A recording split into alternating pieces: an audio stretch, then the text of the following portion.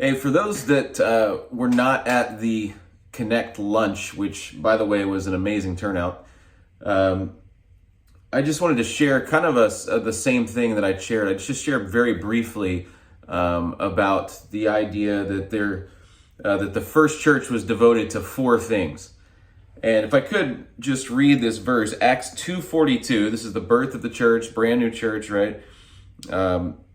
It says, "And they," that is the new believers, "devoted themselves to the apostles' teaching," that is Bible teaching, you could say, the apostles' teaching, to the breaking of bread, and the fellowship, and the breaking of bread and prayer. So you have four things that you should see and we should be devoted to as a church. That is Bible teaching, fellowship, which is koinonia, loving each other, getting together, and knowing one another and caring for one another. So Bible teaching, fellowship, breaking of bread, that is, eating together. It's also most likely communion. And then prayer. We should pray together as a church. So, I mentioned that, and, discipleship happens specifically as we fellowship and as we devote ourselves to these things. On Sunday mornings, our focus is mostly teaching, right? And we come together, we worship, we organize together, we gather, and we sit under the teaching of God's word. That's a healthy part of discipleship. That's a healthy part of our worship, our act of worship to the Lord. But we should be committed to one another and doing life together.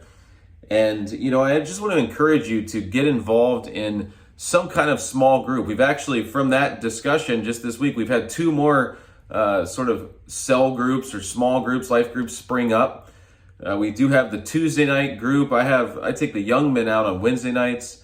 Rosario, even the kids club would be considered a small group. Tobias now is starting a brothers breakfast once a month, and Kelly as well is going to do a once a month ladies fellowship / Bible study.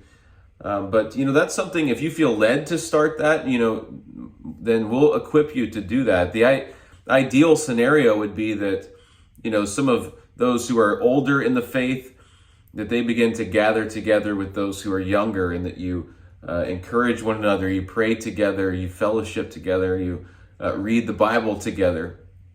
So I just want to encourage you in that. At one time our church had 7 groups going, and I would love to see more groups around the church, whether they're groups of 2 or 3, maybe even up to 10 people, or maybe even a little more. But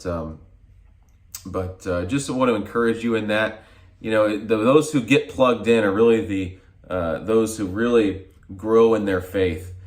So make sure you're plugged in somewhere that people know you, that know what's going on, and you can feel free to send me an email if you have any questions, or if you have an idea or you want to maybe start a small group and we'll get it on the communication cycle of our church, the announcements and the website and that. So please feel free to reach out. You can email me, joe@calvary813.com.